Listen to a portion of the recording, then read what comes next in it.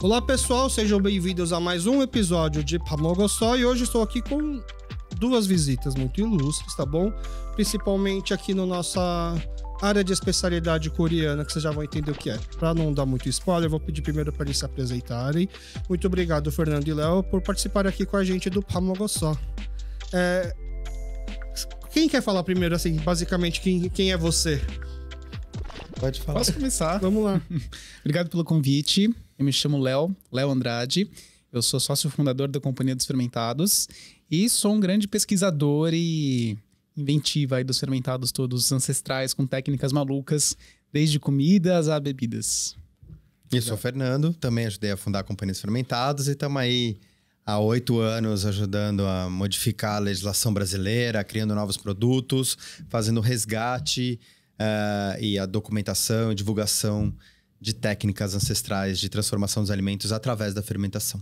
Eu acho que tem muito coreano que está ouvindo, coreano aqui do Brasil que está ouvindo, que ainda não conseguiu fazer o link, tá? Porque a gente fala que o Pamogossó é um programa onde a gente conversa com pessoas que possuem alguma ligação com a Coreia, mas que não necessariamente, ou que não seja pelo DNA. Porque, na verdade, assim, eu sou filho de coreanos, eu nasci aqui no Brasil. Durante algum tempo da minha vida, a minha única ligação com a Coreia era o DNA e meus pais, porque a gente ficava meio que renegando assim as coisas da nossa história, né? E, por exemplo, durante muito tempo a gente sofria como é que fala? Ofensas, bullying, chacota por causa do cheiro da nossa casa, por causa de um alimento muito especial que é o kimchi, que até então eu só consumia em casa, gostava, apesar de renegar muitas coisas da minha origem coreana, eu nunca tive coragem de renegar o kimchi e a comida. A comida a gente nunca conseguiu fingir que não gosta. Mas eu não sabia que o kimchi era um alimento fermentado, né? E por isso que eu estou aqui com especialistas em fermentação, com os fundadores, os criadores da Companhia dos Fermentados e também da Escola Fermentari, né? A Escola Fermentari está funcionando. A Escola Fermentari está de férias, desde a pandemia. Desde a pandemia. Mas uma questão que a gente está muito dedicado na indústria, né? Os novos lançamentos. Mas é a nossa maior ferramenta de poder ensinar as pessoas o que é a fermentação, né? Desde o começo a gente teve essa necessidade de fabricar, de fazer um kimchi, um chucrute, um kombucha, por exemplo. E mais do que falar para a pessoa consumir o produto, é fazer ela saber escolher o produto. E quando você aprende como é feito o processo, por mais complicado ou simples que seja, você sabe escolher melhor. Então a curiosidade veio junto com essa demanda pelos nossos produtos que a gente vem criando e fomentando desde sempre. Ô Léo, o que você vai fazer amanhã? Amanhã a gente vai dar aula. Então a Escola Fermentari não está de férias.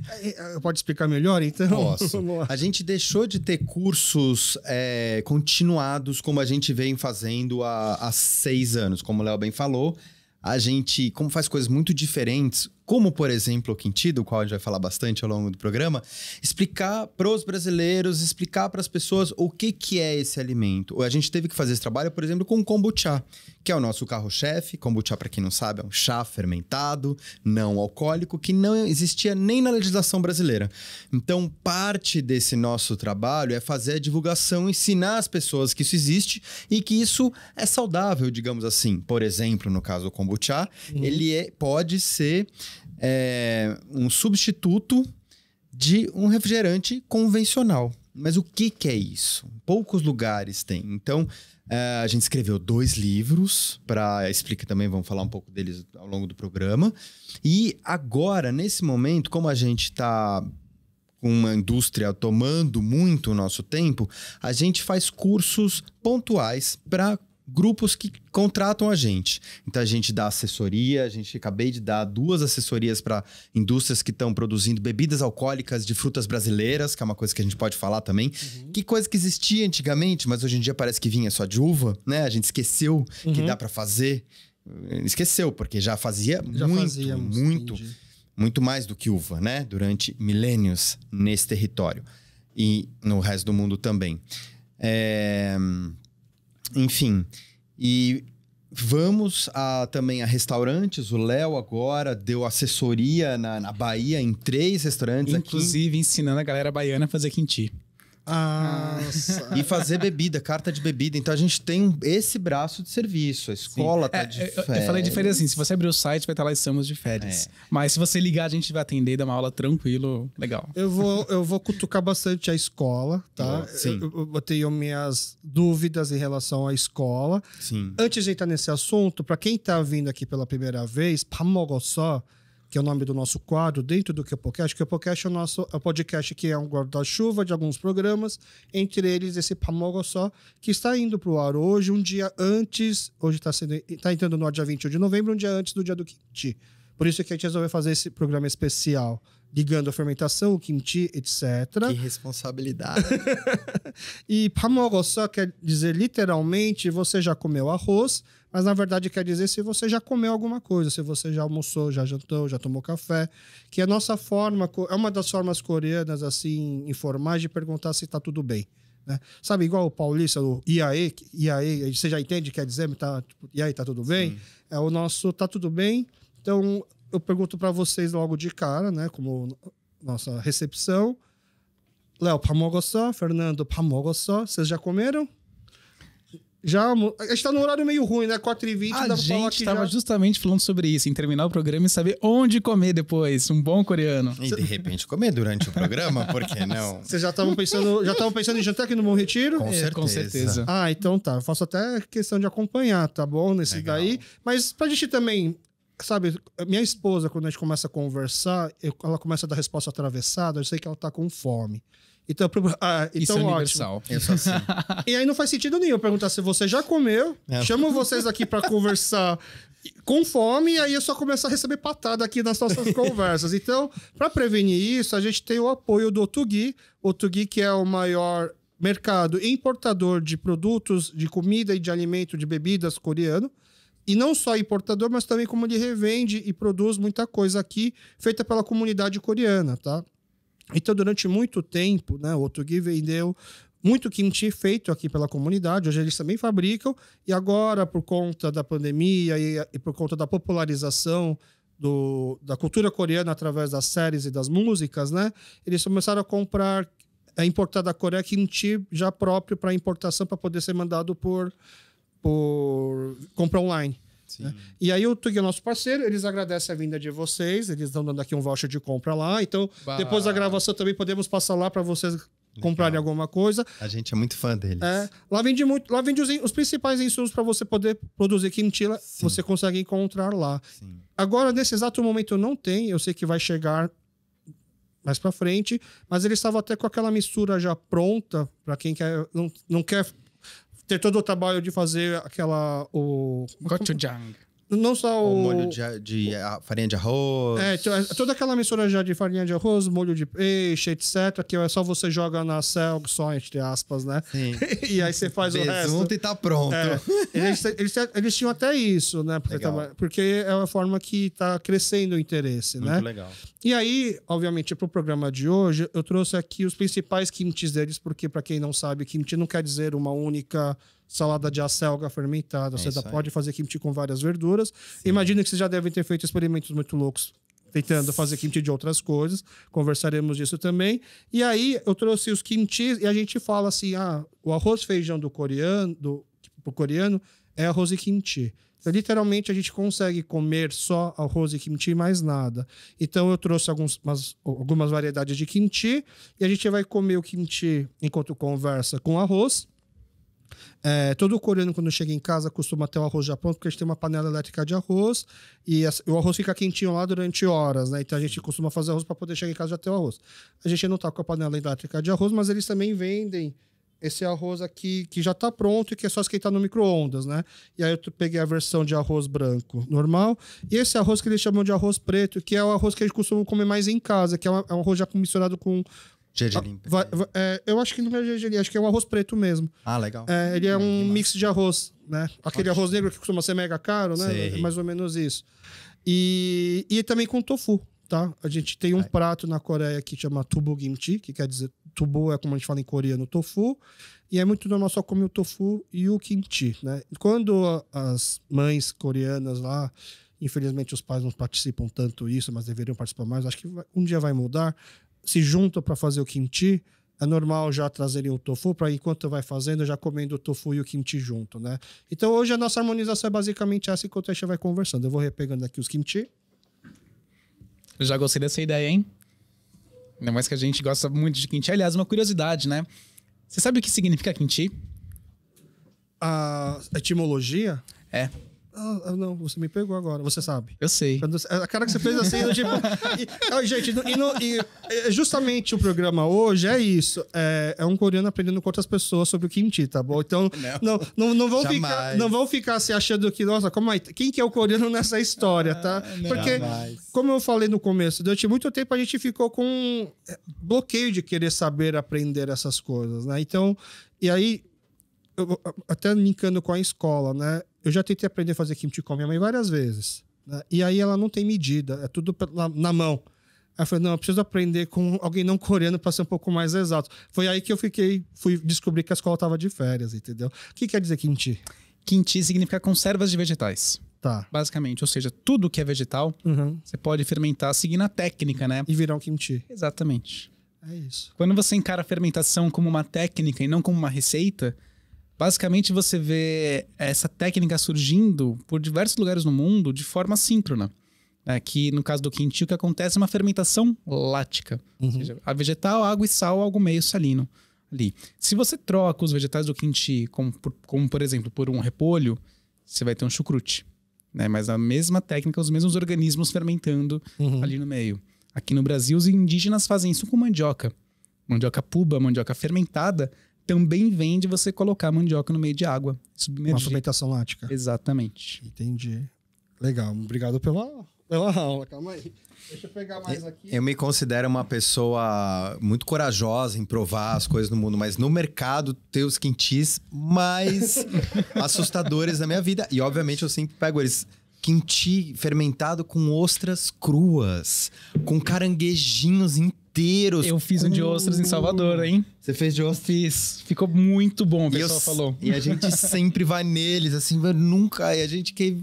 É muito impressionante, assim. É assustador, impressionante. Como é seguro. A gente entra nessa questão também dos animais dentro do kimchi. Segurança alimentar. Isso é muito legal. Eu peguei lá coisas que eu nunca pego, no sentido de tamanho, tá? Porque lá no Tugi, né, vende os kimchis em tamanhos diferentes, então tem esse pote que é o menor pote deles. E que pra mim, assim, eu sempre perguntei, nossa, por que alguém vai comprar tão pouco de um kimchi, entendeu? Mas aí com o tempo eu entendi, porque quando amigos meus brasileiros vêm querer conhecer o Tugi, a gente leva lá, todo mundo pega esses pequenos assim, eu penso, pra esse pessoal vai durar bastante, né? Porque pra gente isso aqui aceitou, acabou, tá, entendeu? Sim, sei bem.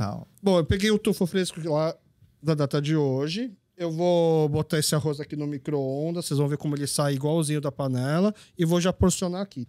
Então tá, pessoal, a gente aqui já empratou tudo bonitinho, tiramos dos potes, e aí que tem um intruso aqui, tá? Além dos kimchis que a gente encontra no Tugi, tem aqui, tá misturado entre os kimchi frescos, a gente tá com exceção de que temos mais duas opções de kimchi de acelga, que a gente chama de pechu kimchi, que é o carro-chefe, né? Entre os kimchis que é mais consumido é o de acelga, pechu. Então tem o de acelga tradicional e tem as duas opções importadas que vêm da Coreia. Uma enlatada e outra num saquinho. A gente vai experimentar, você vai ver que dá para perceber que houve algum processo de conservação que lembra um pouco que o kimchi está meio refogado, né? Bom, vocês que são especialistas, deve ser aqui uma pasteurização, talvez. Algum contato com o calor? Bom, 60, 70 graus já inativa os micro-organismos. E aí ele para de fermentar. Por isso que o saquinho não vem inchando. Estufando. Ainda mais se batesse aqui no Brasil, uma vida já ia sair correndo atrás e falar, deu errado isso aqui, devolve. Eu conheço amigos que iam pra comprar kimchi. E no começo, o kimchi era vendido aqui na comunidade tudo em saco. Sim. Né? E eram vários sacos, assim, para evitar de estourar. E ele chegava assim com uma bexiga em casa. E aí, na hora de abrir, era poft, era o que aconteceu aqui, né? A gente abriu o kimchi, o estúdio inteiro já sabe que a gente vai comer kimchi agora por causa do cheiro. Eu diria o prédio inteiro, viu? Aqui é um prédio de Coreia, tem muitos escritórios coreanos. Então, o nosso vizinho do lado é uma dentista coreana, aqui na frente é um escritório de TI coreano. Então, se bobear, eles acharam que alguém tá almoçando, alguém abriu a marmita, vai achar que o cheiro é esse, entendeu? E a gente tá aqui, então, como eu te falei, com os acompanhamentos tradicionais. Eu acho até que, às vezes, que quem inventou essa harmonização na Coreia do kimchi é alguma pessoa ligada àquela coisa de cor, porque é tudo branco. Então, é o tofu branco E aqui tá o macoli que é o fermentado de arroz, que é super branco, com kimchi. E também tem... Ah, esqueci aqui. O arrozinho. O arroz, né? Então, aqui o arroz tradicional branco. E aqui o arroz com arroz negro. Bom, pode ir lá fuçando, pode ir pegando, pode cheirar. Eu sei que quem é dessa área costuma cheirar tudo, né? Sim.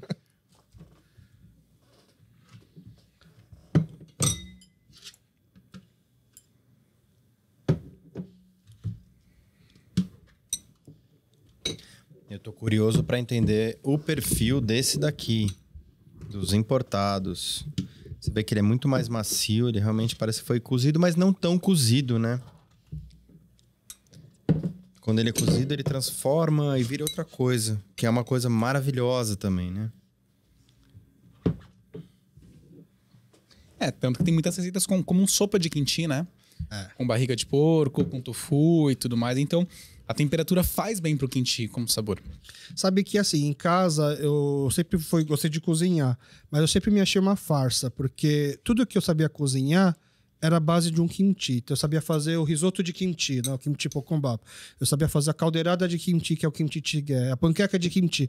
Ou seja, se não tivesse mais kimchi, eu não sei mais cozinhar nada, né? E até hoje eu não sei fazer o kimchi. Você seria um excelente chefe de cozinha hoje, porque o que mais buscam são pessoas que saibam cozinhar com kimchi. Ah, é? Seja colocar num arroz, colocar numa salada. Entendi. Tanto que assim, quando a gente chega, né, acham que é uma coisa muito moderna, muito sofisticada, como você comentou.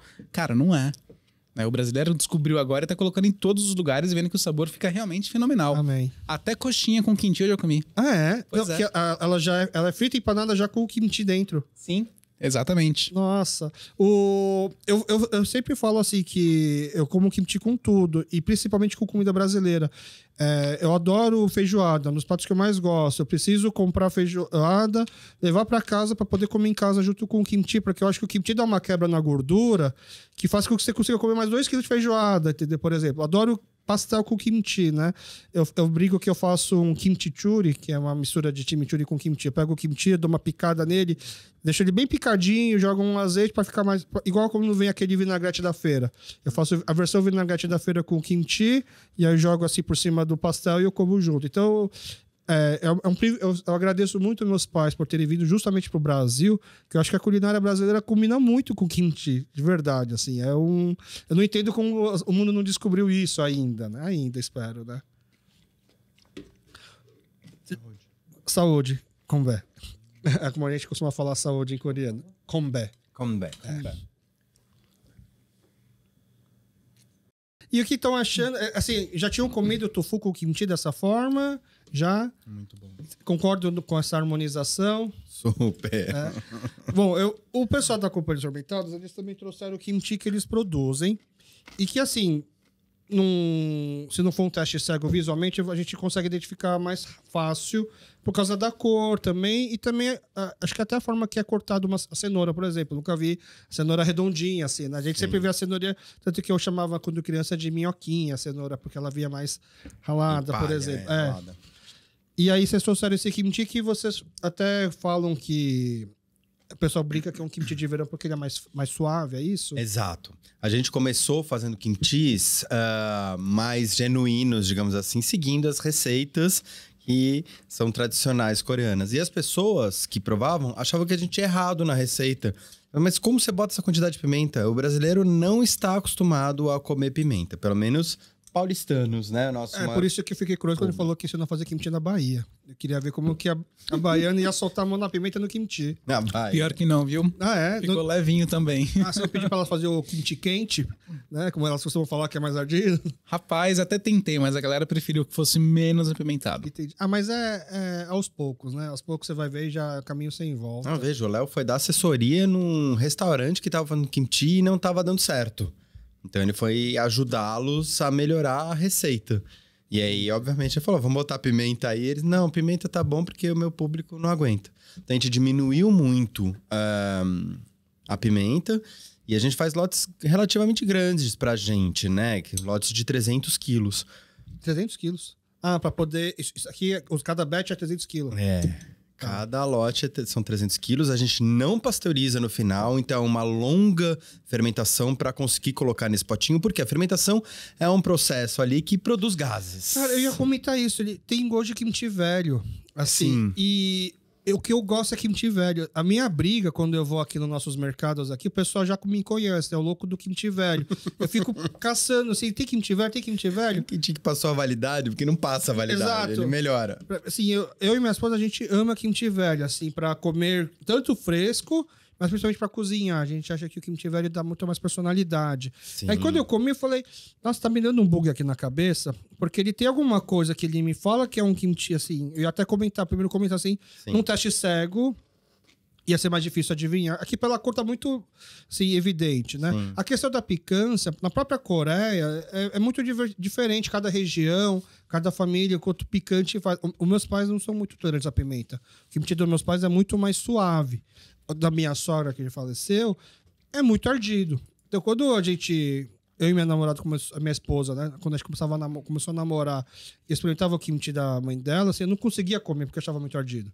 Hoje é ok, é um kimchi normal. E aí esse kimchi, ele me traz, assim, pouca picância, mas ao mesmo tempo limitado essa carga do tipo, nossa, é um kimchi velho. Quase que eu peguei, assim, pra ver a data de fabricação, do tipo, assim, acho que eles trouxeram um kimchi que tá encalhado lá, não tá vendendo e trouxe aqui pra experimentar. Mas não, aquela vocês deixam fermentando muito tempo.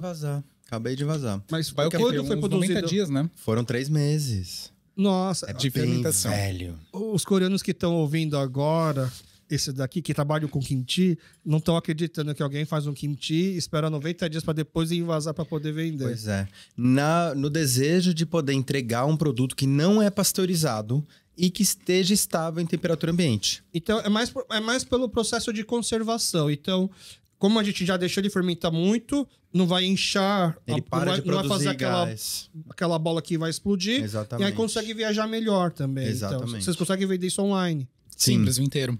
Porque ele não vai estourar no meio do caminho. Sim. Mas ele tem essa característica de um kimchi velho. Aham. Mas Essa tem coisa um do- nome para kimchi velho. A gente chama de mugimchi, né? Não mu de nabo, que é em coreano, mas é mugimchi, né? Minha esposa vai me xingar na minha pronúncia agora. Minha esposa é muito mais coreana do que eu, tá? Mas assim, a gente adora kimchi velho. Se a gente fica... Por isso que nas casas coreanas tem a famosa geladeira de kimchi. Né? Que aí é onde vai depositando o kimchi vai fermentando mais. Aí que tem kimchi de anos e anos, né? Sim. Quando você fala velho, parece que é pejorativo, que é ruim. Pelo contrário.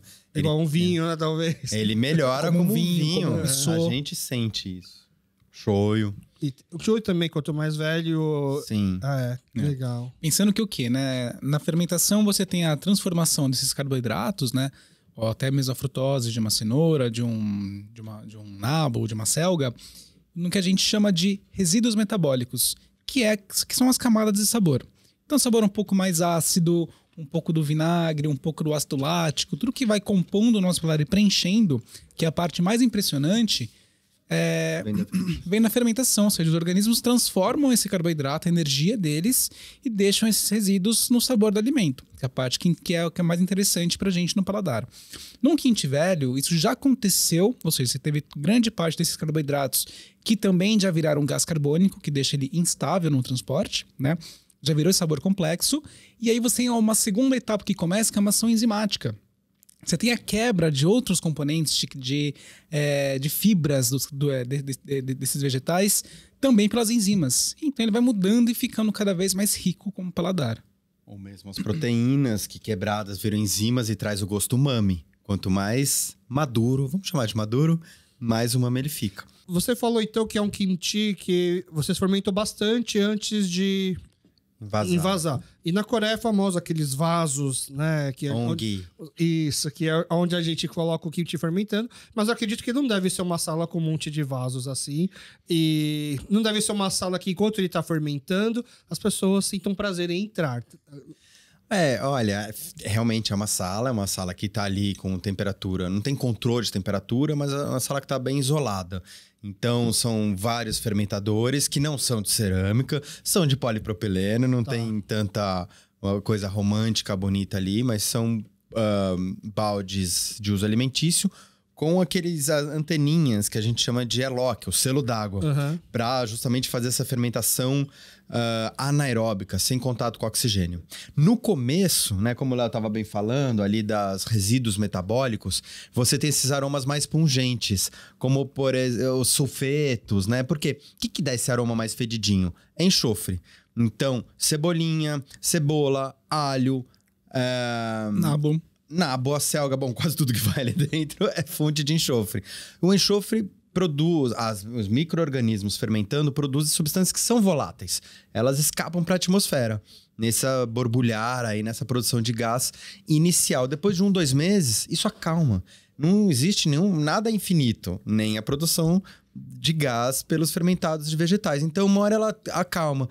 Esse kimchi maduro, mais envelhecido, ele é menos fedido do que os outros, como você pode perceber aí.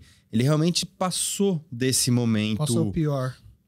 Passou o pior, que a gente não acha pior. A gente que é fã de kimchi, faz parte. Queijos também são fedidos, né? Não é apenas os fermentados de vegetal. E a gente aprende. A gente, em geral, as pessoas estão com o paladar muito infantilizado. As pessoas querem comer coisas doces e com aroma artificial, né? De frutas vermelhas, não sei o quê. Ninguém nem se importa com... Quando a gente pensa nos alimentos ancestrais, tradicionais, eles tinham esses aromas.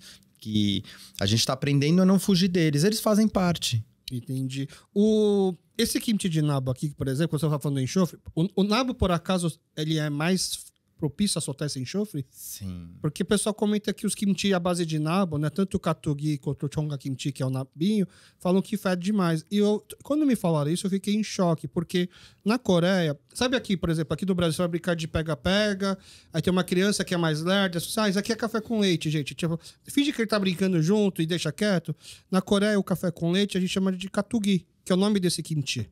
E eu relacionava a minha vida inteira que deve ser o katogi, esse menino deve ser o katogi, porque ele é o kimchi mais fácil de comer, porque é mais de criancinha. Até que eu descobri através dos meus amigos não coreanos, nossa, esse de longe é mais fedido.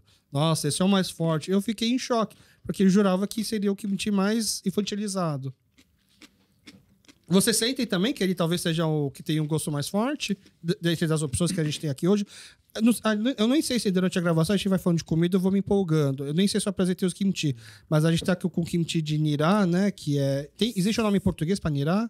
Nirá, acho que é nirá. Japonesa, né? A gente chama de nirá. Eu vi em tradução americana associando aquele ao cebolinha francesa, aquela fininha, Cibolete. Mas é outra coisa. É outra coisa, né? Inclusive, eu gostei muito e acho que é o mais picante. E pra mim, esse é o que melhor combina com proteína animal. Assim, com porco, carne, assim, é o que mais combina. Gostei muito. Aí tem o de pepino, oi. Esse daqui é o único kimchi que eu gosto de comer ele mais fresco. Eu acho que quando ele ainda não tá molenga, tá mais duro, porque acabou de ser feito, ele é mais gostoso. E aí as 3 opções de acelga e o katogi, né? E aqui está hoje contemplado com a versão de vocês. E o arroz eu achei fenomenal, viu? Ele é um arroz que realmente saiu da panela, né? Realmente, abriu a panela e serviu, assim. Não perde nada para um arroz fresco. Aqui, assim, meus pais... A gente sempre teve panela de arroz em casa, sempre teve muita gente em casa. Eu achei normal chegar em casa e ter arroz quente. Aí meus pais aposentaram, eles foram pra Coreia. Eles moram hoje na Coreia. Aí quando eu fui visitar eles, eu fiquei meio assim em choque, porque não tinha arroz na panela quente, né? Eles explicaram que agora estão só os dois, estão ficando mais velhos, comem menos. Então eles fazem o arroz e aí eles congelam. Então eles fazem o arroz, eles separam em porções que eles vão comer, põe num saquinho plástico lá, né? E eles congelam. E aí quando eles querem comer, ela simplesmente pegou da geladeira aquele saquinho, botou no micro-ondas, 3 minutos, aí ficou... Eu acho que é quase a mesma técnica, entendeu? E aí o arroz parece que acabou de sair da panela. Né? E aí em casa a gente come muito mais esse arroz assim, com esses arroz preto junto, entendeu? Não sei porquê também, mas...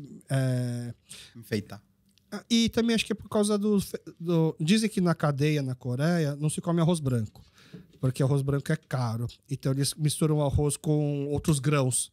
É arroz com feijão, é o que eles chamam de kombap. Né? Para ter volume, mas para ser mais barato. Só que ao mesmo tempo é mais nutritivo, né? Porque começa a ter outros grãos, né?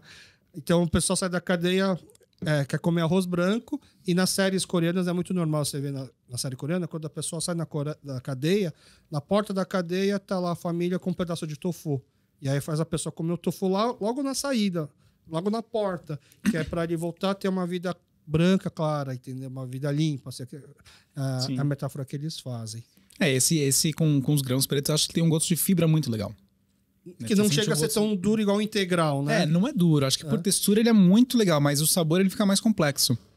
Né? Quando você pega um cereal integral, muita gente não gosta. Né? Eu acho que vai ser duro, mas não. O arroz branco ele é muito gostoso, né? Acho que dependendo do tipo de arroz, você vai pegar algumas notas um pouco de floral, mais frutado e tudo mais. Só que esse com fibras combina muito bem também com o kimchi. Eu gosto muito. Boa. Vocês, assim, o pessoal que compra o kimchi de vocês já chegaram a tentar descobrir por que estão comprando o kimchi da gente? Vocês têm alguma ideia disso? Já. Boa pergunta. Tem uma questão que saiu muita matéria pela internet falando que por ser fermentada é probiótico, né? Tem uma série de benefícios para a saúde. E aí a galera abusa e vai sair comprando 10, 15 potes, né? Inclusive tem até um caso engraçado que a gente conta que um cara, acho que de Brasília, não lembro, comprou um potinho pela internet, recebeu, abriu, comeu o pote, achou maravilhoso, abriu nosso site, sentiu que fez bem para ele. Tá, soltou a prisão de ventre. Funcionou perfeitamente Então. nesse ponto. E aí ele foi lá e comprou mais 10 potes. Beleza, a gente achou estranho. Uma pessoa, só a pessoa fica comprando 10 potes, né? Vai dar de presente pra família. Gostou pra caramba. Beleza, chegou. No segundo dia que ele recebeu o pacote dele, ligou pra gente muito bravo e a gente ficou muito preocupado, né? Falou assim, o kimchi é muito bom, mas eu comi, passei mal, tô indo pro hospital. Eu falei, nossa, o que Me aconteceu? fez muito mal o kimchi de vocês. Falei, caramba, o que aconteceu e tal, né? Deixa eu entender, deixa eu ligar pra esse cara.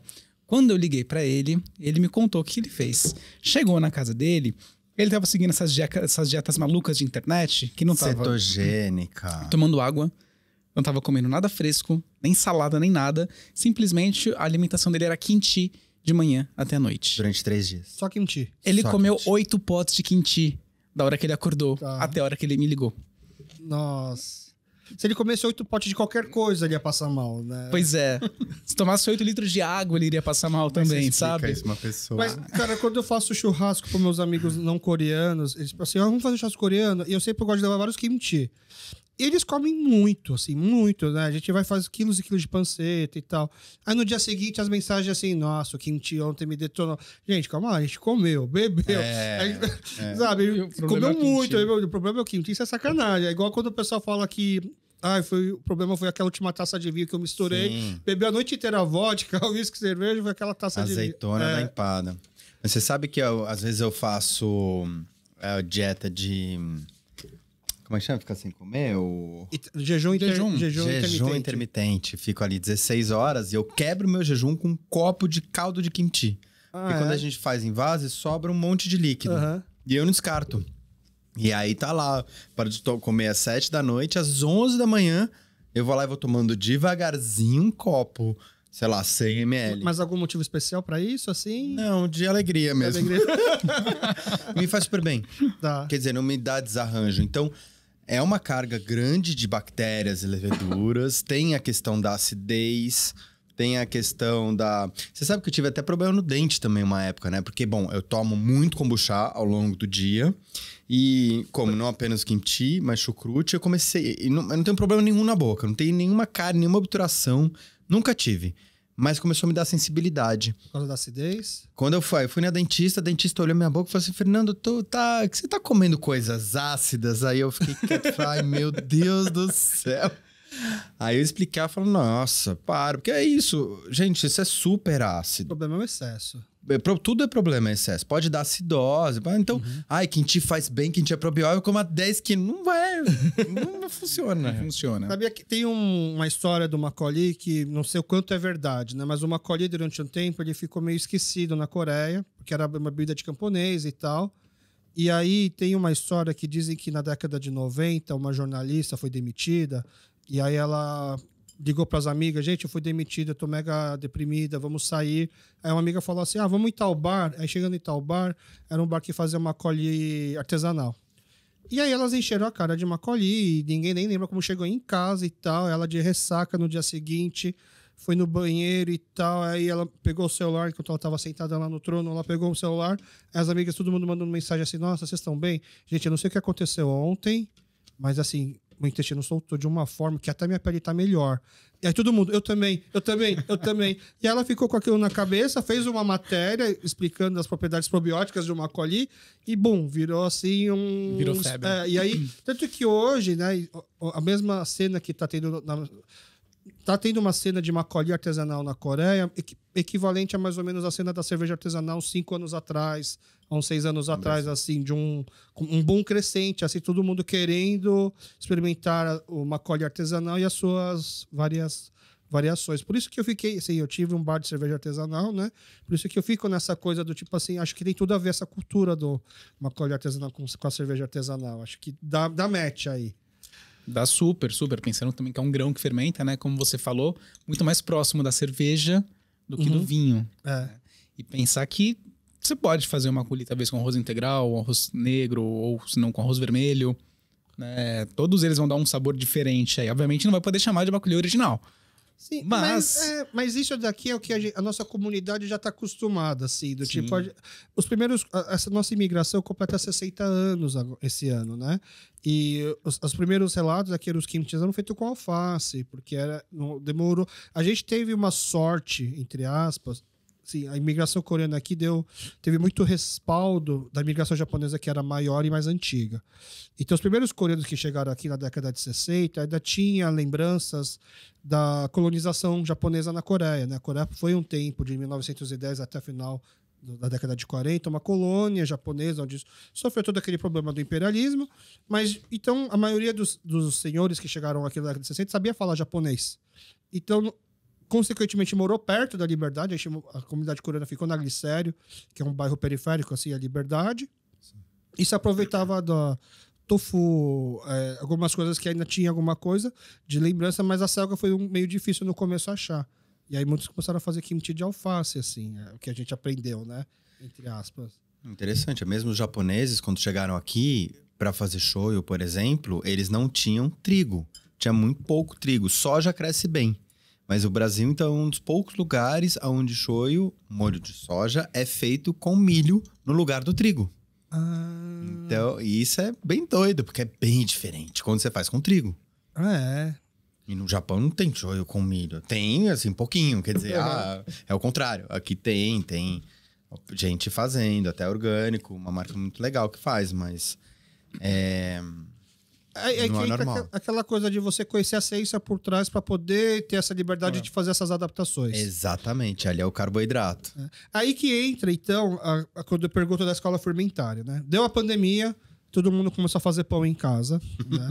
Pandemia. Eu não sou muito... Assim, eu adoro pão, mas durante muito tempo, assim, eu não conseguia me dar satisfeito por uma janta comendo hambúrguer. Eu tinha que comer arroz para poder completar o fato que tive uma refeição. Então, eu nunca me interessei tanto em aprender a fazer pão. Mas aí eu fiquei com vontade de aprender a fazer kimchi. Eu já tentei aprender a fazer kimchi com a minha mãe várias vezes. E aí, cada vez que ela ensina de uma forma diferente, porque ela não tem uma receita, na verdade. Ela é muito baseada naquilo que a gente chama de sonmat, que quer dizer o sabor da mão. Né? Que, para mim, na verdade, era desculpinha. Essa aqui é a desculpinha dela que ela... E aí... Tanto que assim, ela foi envelhecendo e o paladar vai modificando, o kimchi dela não é igual de antigamente, porque o paladar dela, ela não tem lá, são 3 quilos disso, 2 quilos daquilo, ela não tem as medidas. Aí eu pensei, eu queria aprender o kimchi de forma científica, né? Então eu acho que eu preciso aprender com vocês, né? Porque naquela época, hoje nós temos a Priscila Jung, né? Que ela, inclusive, ela é ilustradora, né? Ela fez a estampa dessa camiseta e hoje ela tem o curso online dela de kimchi, mas no começo da pandemia ainda não tinha esses cursos. E aí eu pensei, eu lembrava que você já dava, então eu pensei, eles devem ter migrado também para esses cursos online, né? Não tem, né? Curso online do kimchi da escola de vocês? Não. Tá. E não é uma coisa que vocês pensam fazer, cursos online? Sim, é um desejo de anos. Mas precisa de mais gente, mais braços para poder Com abraçar certeza. tudo. Na verdade tem, né? Mas tá mal filmado. A gente fez só nós dois. Na pandemia. Tá. A gente foi para online. Demos bastante aula online e gravamos. E aí vai voltar a ter, então... Mas assim, os cursos de kimchi que vocês lembram quando vocês começaram? Do que ano que era, mais ou menos? 2015. Então, 2015 a gente nem tinha a febre das séries coreanas. Quem que procurava para fazer kimchi? Quem que queria fazer? Quem que eram os interessados no curso naquela época? O nosso curso, a gente nunca deu um curso só específico de kimchi. Tá. Era curso de vegetais, e aí a gente tinha receita. Era um módulo, tipo, dentro do curso. Exato. Era picles, conservas no geral. Que até Exato. você explicou que vegetais em conserva é o significado da palavra kimchi. E aí um módulo era o kimchi coreano, a conserva coreana. Porque o kimchi é essa conserva, eu acho que mais diversa e rica de sabor. Né? A gente passava lá um chucrute, um picles com cenoura, com beterraba, mas acho que o mais legal que as pessoas despertavam a curiosidade, falavam, o que é isso? Sempre foi o kimchi. Mas a gente tá mais do time da sua mãe, viu? A gente tem 2 livros escritos, né? No primeiro livro tem 3 receitas, eu acho. No Fermentação Brasileira a gente traz... Kimchi de frutas, um kimchi de verão, né? Isso é uma fermentação brasileira, então é com produtos brasileiros. A gente bota umas coisas lá para trazer a brasilidade. Mas a gente sempre defende essa coisa do gosto da mão e principalmente dos vegetais locais. Então, por exemplo, precisa da pimenta tal. Poxa, mas isso vem do outro lugar, do outro lado do mundo. Então, a questão de pegada de carbono, né? A gente tem um pouco essa preocupação. Quais são os vegetais da estação? Né? Tem quiabo o ano inteiro, tá? Só que o quiabo é agora, não que vai quiabo no kimchi, tá? Embora tenha kimchi com quiabo. É o kimchi da Bárbara Brisa que eu tô louco pra experimentar. Bárbara, por favor. Maravilha, eu também quero provar. Eu também quero, hein, Bárbara? Mas assim, os vegetais têm sua sazonalidade, então, e o kimchi... O nosso... É interessante falar isso, né? Porque a gente tem direito, esses branquelos aqui, né? Desbotados de fazer kimchi, é o nosso lugar de fala, não é? A gente sempre foi... Não sempre foi criticado, mas sempre tem um hater, loser, que vem falar, isso não é kimchi. O que é kimchi, né? Kimchi tem mais de 3.000 anos de idade, essa coisa que... O primeiro registro só veio quase em 900 a.C. E vem da tradição oral, o termo kimchi significa vegetais fermentados, quer dizer, uma conserva de vegetais. Tradição oral não tem ali escrito, né, numa pedra ali, 10 mandamentos. Então, cada família vinha, Léo pode contar a história melhor, né, na verdade. Tem essa junção das famílias, tem um nome isso. O dia de fazer o kimchi, você diz? O dia de fazer kimchi. É o kimchi. Pensa assim, numa época onde... numa região, né, do mundo onde você tem os climas do ano muito, muito demarcados. Então faz frio durante grande parte e o tempo que você tem para poder produzir os alimentos é pouco ao longo do ano. Então cada família prezava por escolher um vegetal e produzir. Então um fazia o nabo, outro fazia, sei lá, a cenoura, a beterraba, a cenoura, e tinha esse grande dia que eu já não vou saber pronunciar a palavra. Kimjang. Kimjang. Kim de kimchi, jang de... Jang. De misturas, né? Jam de jam session. Pode Adorei. ser, adorei. Ótimo. Kimjang. E tinha os kimjangs, onde as famílias, cada uma levava o que tinha produzido, colhido. Faziam grandes rodas familiares, jogavam no meio tudo que eles tinham, e lá fazia-se uma mistura, cada família pegava o seu pote, pegava a sua porção sem tempero, hein? Pegava lá que era um pouco mais disso, um pouco mais aquilo, e quando saía da roda, colocava os seus temperos. Por isso que você tem mais de 900 variações de receitas de kimchi. Algumas que levam outros complementos, que vão levar talvez um pouco de shoyu, peixes. Gergelim, folha de gergelim. É. E veja, uma das características mais importantes do kimchi, que é a pimenta, só chegou no Oriente depois da época do descobrimento. Então... A pimenta é uma coisa originária. É igual quando a gente fala que o macarrão, a macarronada não é italiana, porque o tomate é das Américas, o macarrão é da China. Que se encontraram no meio do mundo. Então, sim, a gente vai fazer kimchi e a gente quer fazer por respeito, né? Não é que a gente está se apropriando. A gente está fazendo com muito respeito e sempre dizendo é um prato coreano, quer dizer... Uma origem, talvez? É emblemático da Coreia. A gente ama a Coreia e a gente quer poder fazer isso. E a gente fez as pazes com isso, né? Mas havia uns questionamentos internos, assim, de, será que estava fazendo errado? Será que a gente pode fazer isso, né? Não, mas aí era uma questão de nomenclatura, na verdade. Então vamos... Por exemplo, vocês já viram falar do termo kimuchi? Sim. Que seria a versão japonesa do kimchi. Sim. Então era só fazer o kinji, por exemplo, com o que, o i, por exemplo, só. Pois poderia ser. Só que aí a gente começa, acho que, renegar um pouco a origem de onde veio isso. Pra gente não faz muito sentido. Pensando que o kimchi ele é uma técnica que ela vai se aplicar e que vai ser essa mistura de vários vegetais e que vai ter essa nota apimentada, a partir daí foi quando a gente colocou nos ingredientes locais. Eu fico imaginando assim, na década de 60, quando chegaram os primeiros coreanos, Aí a minha avó, por exemplo, chegando aqui não tem ingredientes, mas ela encontra o Fernando e o Léo. Fernando, eu preciso fazer kimchi aqui, mas eu não tenho gochugaru, eu não tenho isso. Como que eu faço? Calma aí, dona Kim, a gente vai... vamos pensar junto. Eu fico imaginando isso, entendeu? Por isso tem ora pronobis. Veja, a gente fez um kimchi... Kimchi de ora pronobis? Verde. Só com coisas verdes para o chefe Rodrigo Oliveira. E ele adorou. Então a gente fez com machixe, ora pronobis. Foi quiabo, pimenta cambuci, quiabo. Pimenta cambuci, pimenta de cheiro. Ficou muito... Um coentro, salsa. A cor ficou maravilhosa. E eu entrei numa outra briga, assim... A minha cabeça mudou muito desde que comecei o podcast. Eu era aquele cara assim, se não é assim, não tá errado falar desse jeito. Temos que tentar preservar um pouco mais, porque daquela pessoa que renegava a cultura, renegava a sua origem, aí depois virou a chave, tava perigando ficar uma pessoa muito radical. E aí, conversando com outras pessoas, por isso que eu gosto muito dessa ferramenta que é o podcast, onde são conversas, né? Sim. Não debates, não uma entrevista. E aí eu fiquei assim, entendendo melhor essa questão da gente se apegar muito ao que tem que ser desse jeito. Sim. Então eu lembro que uma época teve uma discussão no final do Facebook, que Deus eu tenha, que por exemplo, por que as pessoas chamam de coxinha de jaca e em vez de falar só que é o empanado de jaca? Por que coxinha de frango? Veio essa discussão lá que tava tendo. Sim. E eu tava lendo e botando fogo... lenha na fogueira, né? Então, assim, não, se é de frango é coxinha, se é de jaca é jaquinha, né?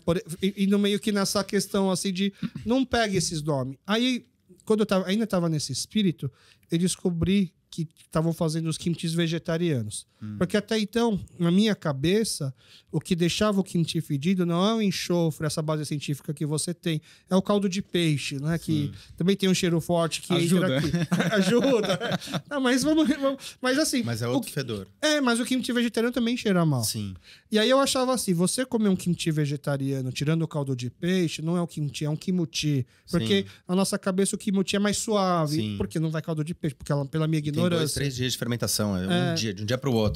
E aí eu falava assim, assim, é a mesma coisa, não chame de feijoada vegetariana. Ou é feijoada que vai porco, ou é um ensopado de feijão com verduras. Sim. Não é feijoada. Eu ficava nessa briga. Sim. E aí eu falava assim, kimchi vegetariano não é kimchi. Era que eu propagava aí entre os amigos. Até que eu assisti aquele Chef's Table da Joan Kon, que é a monge budista que cozinha. Ai, sim, nossa, maravilhoso. E aí você assiste aquilo e ela não usa nem alho. Não sei se você sabe, na história da Coreia, era na história lendária da Coreia, a Coreia surgiu porque um urso resolveu comer alho. O alho tá tão na nossa história que na mitologia coreana, assim, o Deus falou pro urso, você quer virar homem? Coma alho por não sei quantos dias. Falou pro urso e pro tigre. O tigre não conseguiu, o urso conseguiu, virou gente, né? E ela não usa nem alho e, obviamente, nem caldo de peixe, porque ela faz o kimchi vegetariano. E foi aí que minha cabeça bugou. Nossa, eu quero muito comer esse kimchi. Né? Então pode ter kimchi vegetariano. E aí quando você aceita então, que pode ter kimchi vegetariano, você aceita que pode ter kimchi sem gochugaru. Ela faz kimchi sem alho. Pode ter kimchi sem aquilo. Então, o que é exatamente o kimchi? Sim. Aí você resumiu. É uma conserva de verdura, né? O nosso não leva nem molho de alho, nem farinha de arroz, nem o gochujang. A gente coloca pimenta dedo de moça, tem um pouquinho de pimenta, mas... O gengibre você acha que é um toque mais pessoal de vocês também? A gente bota bastante. O sabor mais aceituado aqui é o gengibre pra mim. E é a liberdade de vocês. Vocês tiraram outros ingredientes e botaram o que complementa o seu paladar com o gengibre. É o que você falou. Eu preciso aprender com vocês a fazer kimchi. A gente também vai ter cada época do ano que tiver disponível de vegetal. O nosso varia. O que não varia nunca é a forma que a gente fermenta. Tá. A técnica. Pensando que essa fermentação de vegetais, a fermentação lática, ela acontece muito melhor, com muito mais qualidade, sem risco de estragar. Se você fermenta sem oxigênio, essa é a única regra que você precisa seguir. Ou seja, colocar submerso, colocar no fermentador de cerveja, se você quiser, colocar com peso em cima, colocar bolinha de gude em cima do pote, né, e deixando fermentar durante aí pelo menos 7, 10, 15 dias, que é a forma que a gente faz, né? Então, muita gente tenta fazer, pode ser um kimchi, pode ser um chucrute, e simplesmente amassa as coisas e faz igual o videozinho do YouTube. Deixa ela tudo aberto, no potinho com um paninho em cima. Dali 3 dias ela abre, aconteceu o quê? Tá branco, mofado, horrível. A única regra que deveria ter sido respeitada, que deixar submerso, a pessoa esqueceu. Ou ela não aprendeu. Isso a gente ensina bem no nosso livro, Fermentação Brasileira. Você soltou um gatilho agora pra mim, que foi a minha última briga com a minha mãe, da última vez que ela veio aqui pro Brasil. Que agora, meus pais aposentaram, moram na Coreia. Aí ela veio pra cá no final do ano passado, ficou alguns meses aqui com a gente. E aí ela ganhou de presente da amiga dela uma conserva de pimenta verde, né? Que é no shoyu. E a gente adorou, eu e minha esposa, a gente adorou. Aí minha mãe viu aquilo lá, nossa, vocês gostaram disso? Bateu aquele ciúme de mãe, né? Isso aqui é tão fácil, assim, fazer, né? Eu vou ensinar vocês a fazer, né? Falei, não, mãe, não precisa. Se a gente quiser comer mais, porque minha mãe é assim... Eu tenho que falar que não precisa, porque se ela quer fazer, ela acha que a gente gostou de uma coisa, ela não vai fazer... Uma tonelada. Vai fazer uma tonelada. E aí eu tentei insistir pra ela não fazer. Aí ela voltou outro dia pra casa com quilos e quilos de pimenta. E aí ela começou a pegar todos os potes, assim, da minha casa pra poder fazer aquilo. E aí ela começou a reclamar que precisava de mais pote. Aí eu dei, não, mas aqui vai ficar ar, você não tem ar, você não tem o quê. Aí eu comecei a brigar com ela. Então, eu falei pra não fazer, porque você tá me enchendo o saco agora, né? E ela cismava com essa questão do ar. E eu falei assim, tá, mas por que não pode ter ar? E ela não sabia responder. Né? Tipo, não pode, mas que diferença vai fazer se tem um pouquinho de ar aqui, pelo amor de Deus? Não pode ter ar, não sabia explicar. E a gente conseguiu fazer, e ela falou assim pra gente, né?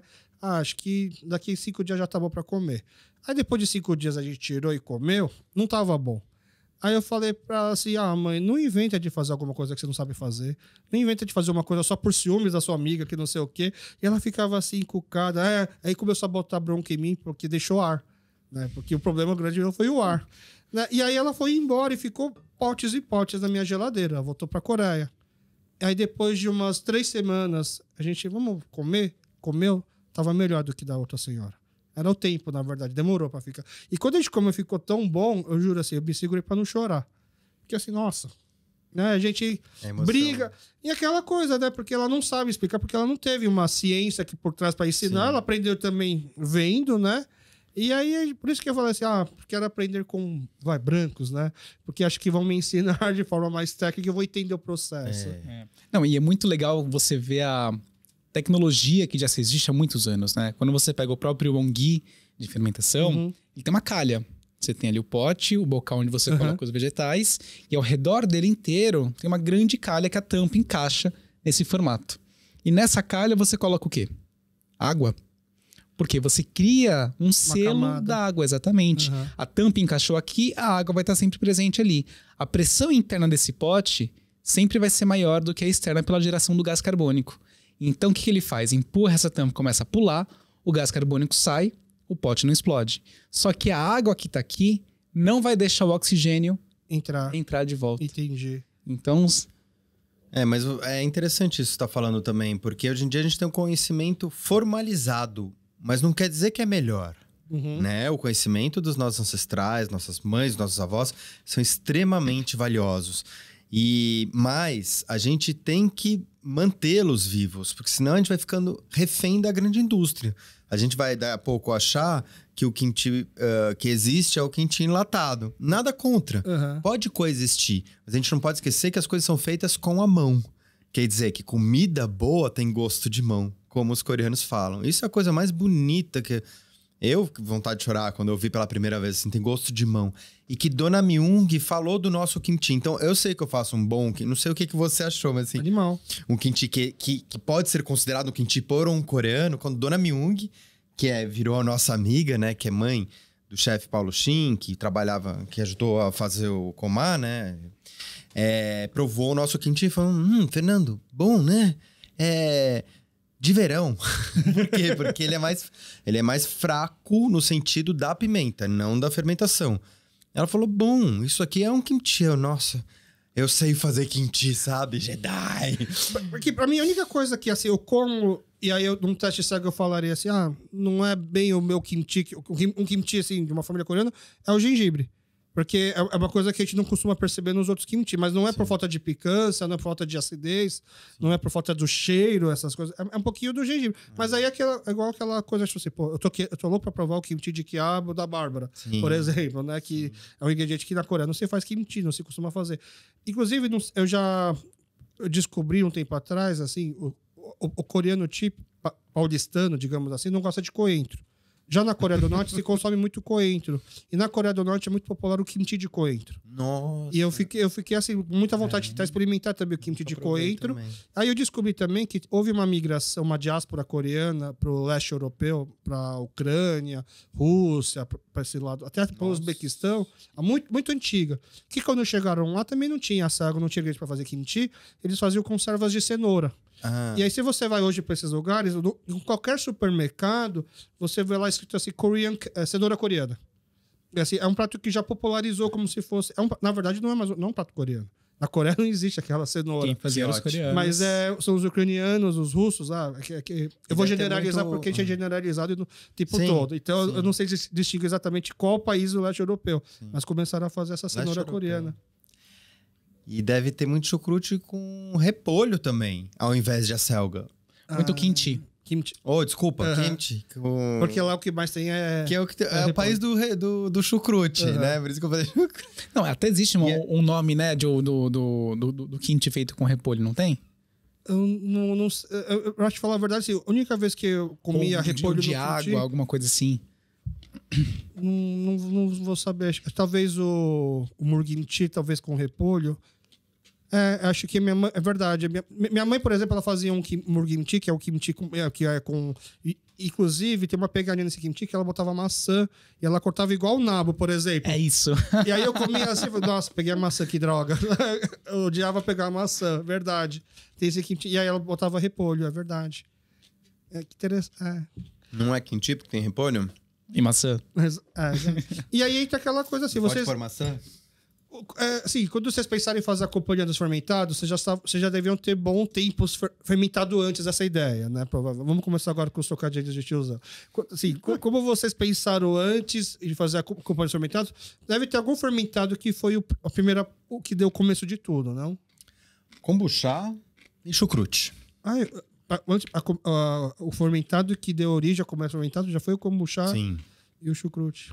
E onde vocês tinham conhecido o kombucha? Neide Rigo. Acho que eu conheci de que fazer em casa foi com o Neide Rigo. Tá. Eu conheci fora do Brasil.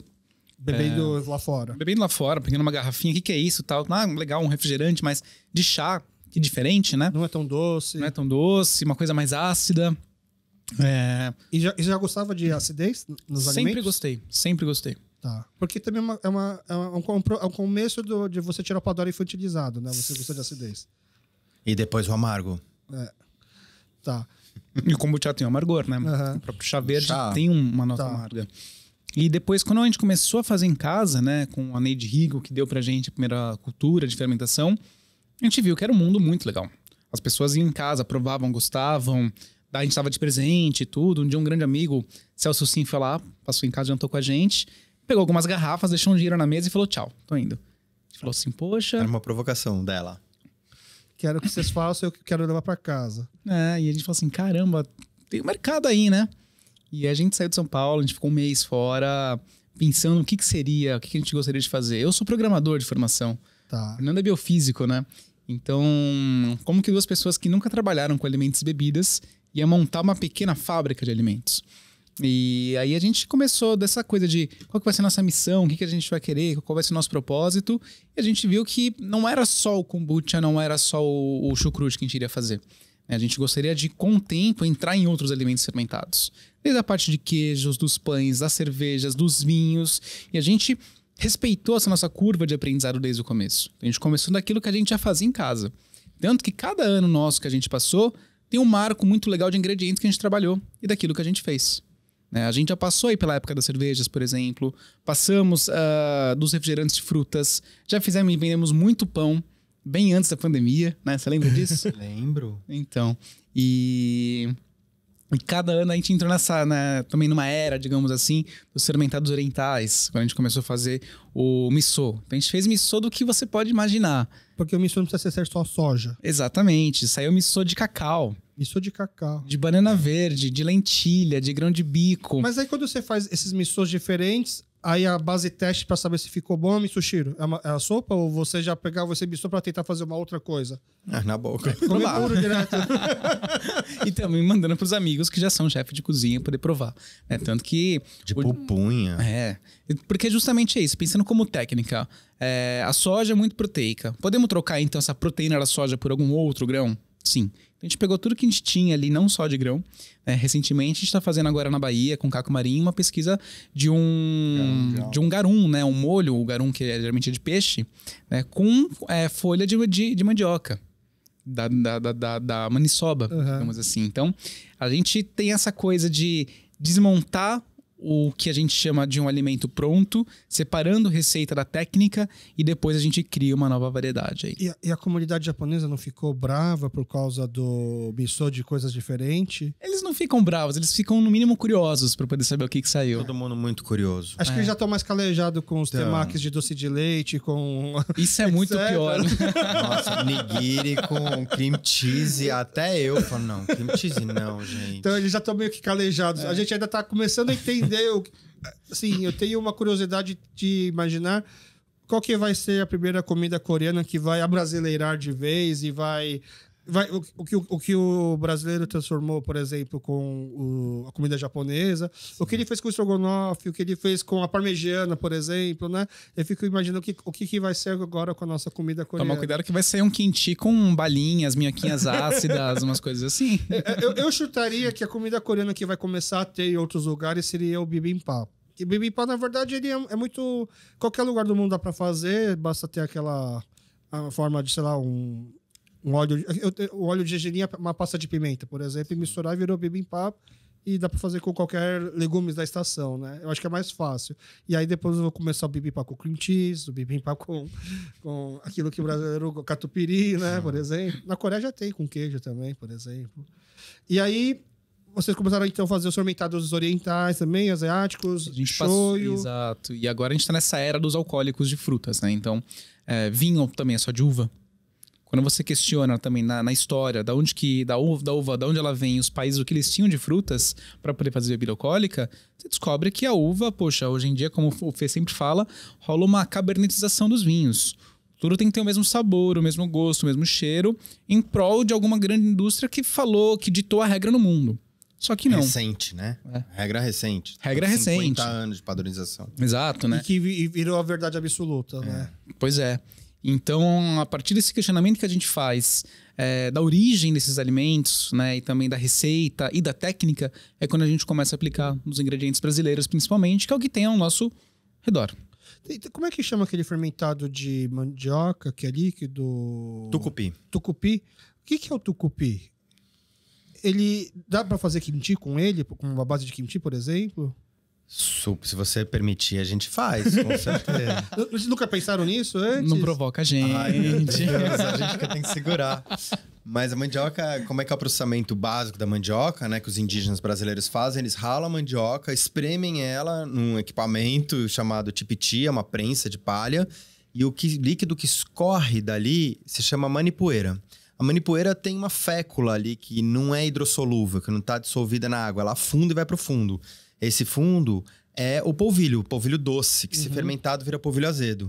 O doce, se cozinhar, vira goma, que é o que fica no fundo da cuia, de um prato chamado tacacá com tucupi. Então tem a goma, tucupi, jambu, camarão seco e tudo mais. E voltando ali no líquido sobrenadante, né, quando decanta a fécula, essa é a manipoeira que fermentada e cozida com alfavaca, coentrão, que é a chicória, né? Jambu, alho. Jambu não... Alguns colocam jambu. Alguns. Bom, aí é igual kimchi, mas normalmente não ferve com jambu. Pimenta de cheiro, alho, um pouco de sal, que também não existia sal. Não existe sal, né? É muito recente isso. Isso fervido é o tucupi. E aí... Naturalmente, assim, costuma-se usar o tucupi para fazer o quê? Tucupi é chamado de shoyu brasileiro, né? Tá. É um molho que tem principalmente umami, muito aminoácido, tem esse gosto de quero mais. Tem uma acidez usa para presente. temperar coisas. Você pode fazer um pato no tucupi. Ele é fundo de pratos, ele é um molho. De tucupi. Né? Só que ele é muito menos salgado do que um shoyu. Um shoyu você vai brincar aí de 8 a 14% de sal. né? E o tucupi vai ter o quê? 2%, 3% ou Quando tem, zero não sal. tem, Só Então- que o ponto similar entre eles é a acidez. Tá.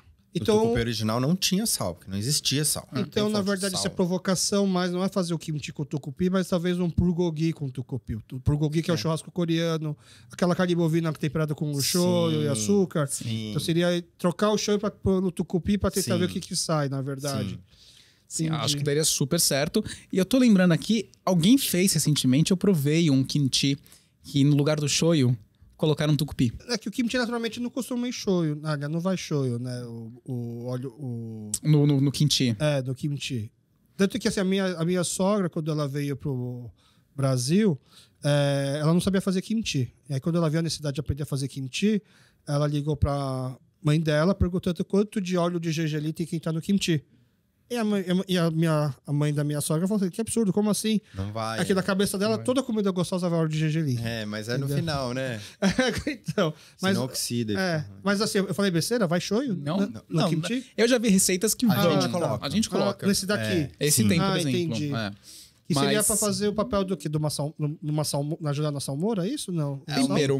Tempero. Aumentar o umami porque não tá indo molho de peixe. O papel do molho de peixe é trazer o umami. Entendi. Então o shoyu ajuda. Entendi. Nossa, mas assim, talvez agora que eu ouvi, talvez eu vá tentar buscar o shoyu aqui, mas eu não Sim. senti. Mas não é Mas muito, é não. pouco que vai. É Não, ele pouquinho. não é salmoura que a gente coloca. A salmoura Entendi. vem da selga espremida, E sal. que sai ali da água. Não Depois a gente entra água aí. Todo esse líquido não entra água. É fora dos vegetais.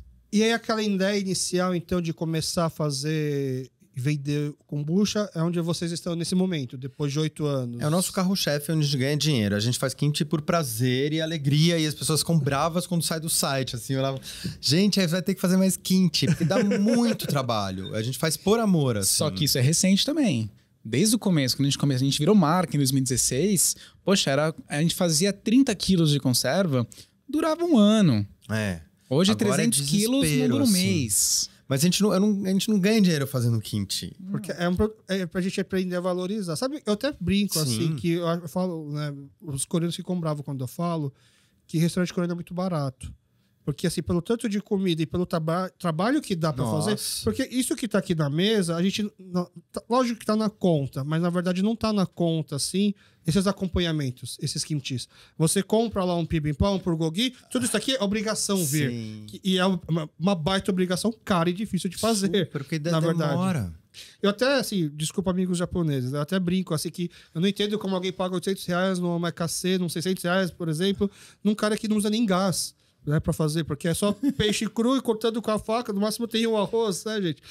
Como demora pra fazer comida coreana, assim, e é muito mais barato, aí os caras ficam quietos, senão os restaurantes coreanos não ficar caro, né?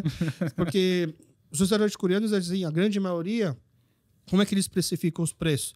Poxa, mas o vizinho vende por 50, eu não posso vender por 60. Eu vou ter que vender por 50. Ele nem sabe se tá ganhando É dinheiro uma questão ainda. cultural, né? Do E quando a comércio. gente fala de fermentação, de um produto fermentado, tem uma outra dimensão que é a dimensão tempo.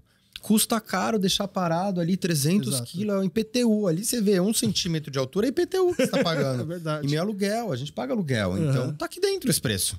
E aí E assim, mas como restaurantes coreanos, agora que eles estão começando a atender não coreanos, mas ele foi durante muito tempo um restaurante que tem que atender as pessoas de casa, da comunidade, a comparação é sempre assim. Você pagaria R$50 para comer uma coisa que você come em casa?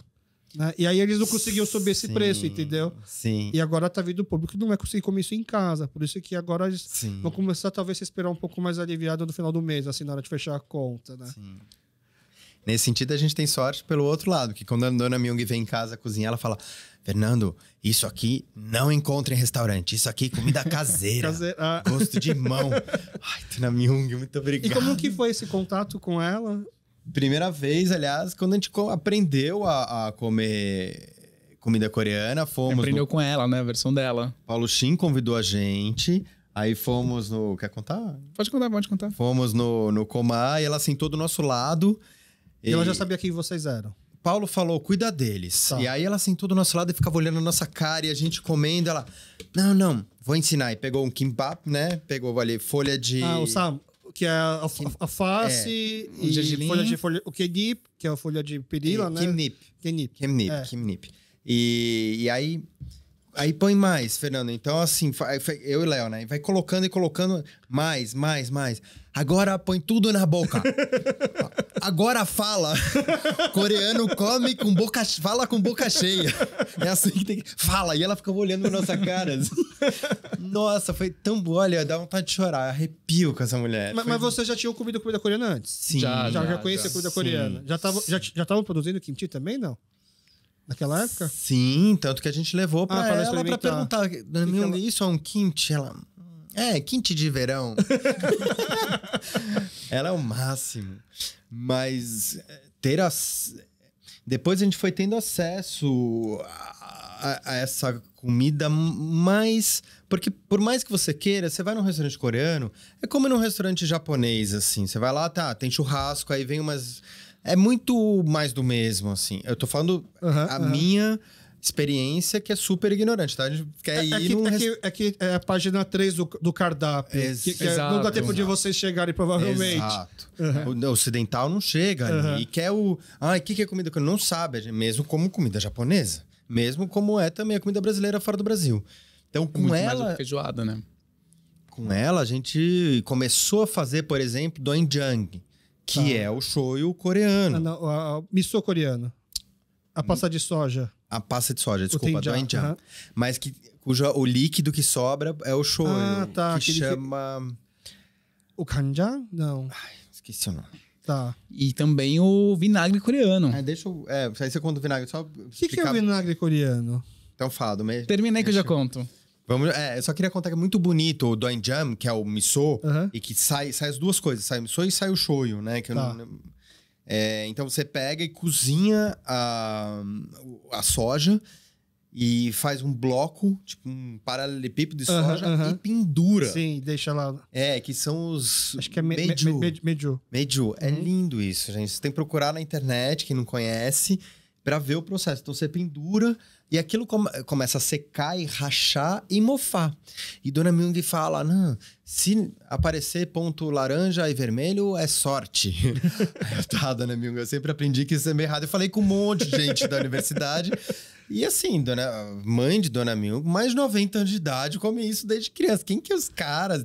Tem as coisas de... Entendi. Do conhecimento formal versus... tem micotoxina, não pode comer... eu não vou comer, eu não vou botar isso no livro, mas sim, essas pessoas estão comendo isso há milênios. Então você pendura... Então eu tô falando isso pra assim, não façam isso em casa, por favor. Não, você não eu tô falando que existe. Deixa pras mães coreanas fazerem. Aí mofa. Quando mofa esses blocos, é análogo ao miso mesmo japonês, que ali você tá inoculando um Aspergillus oryzae, né? Que é um fungo lá que já tá domesticado. Aqui são fungos filamentosos, um mofo selvagem, que tá ali, que tá no ar. Quando aquilo mofa bem, você coloca então num pote com uma salmoura, água, sal, um pedaço de carvão, que aí eu imagino também que seja talvez para puxar eventuais toxinas, pimenta e aquela tâmara seca... Techu. Techu. Como se fosse uma... A tradução é jujuba, não sei porquê, mas a tradução é jujuba. Jujuba. Tá. Jujuba natural. Fecha e espera. Isso é... Aí depois, então, fica aquele blocão, ele dá uma derretida, vai escurecendo com o tempo, então, e você tira e filtra. Aí você tem o líquido para utilizar como um shoyu, muitas aspas, e a pasta, que é o doenjang, que é um miso coreano, né? A diferença é que não vai arroz comparado com a japonesa e o mofo é selvagem. Primeira vez que eu fiz isso também, com Dona Myung me ensinando do meu lado... Sabe assim, você vai se sentindo Jedi? Né? Obviamente não me sinto Jedi de nada, mas assim, você fala... Karate Kid, Sr. Miyagi, talvez. Elas, total, Sr. Miyagi. Nossa, muito obrigado, aprendi mais uma coisa. É muito gostoso aprender as técnicas de fermentação da cultura coreana. A outra coisa que a gente fez foi o Maechilchong. Da base de ameixa verde. Isso. Isso que seria o que? O vinagre que você tá falando? Que a gente aprendeu como sendo o vinagre coreano, né? Tá. Que é essa mistura de 1:1 em quantidade da ameixa, né? Para açúcar, põe num pote e fecha.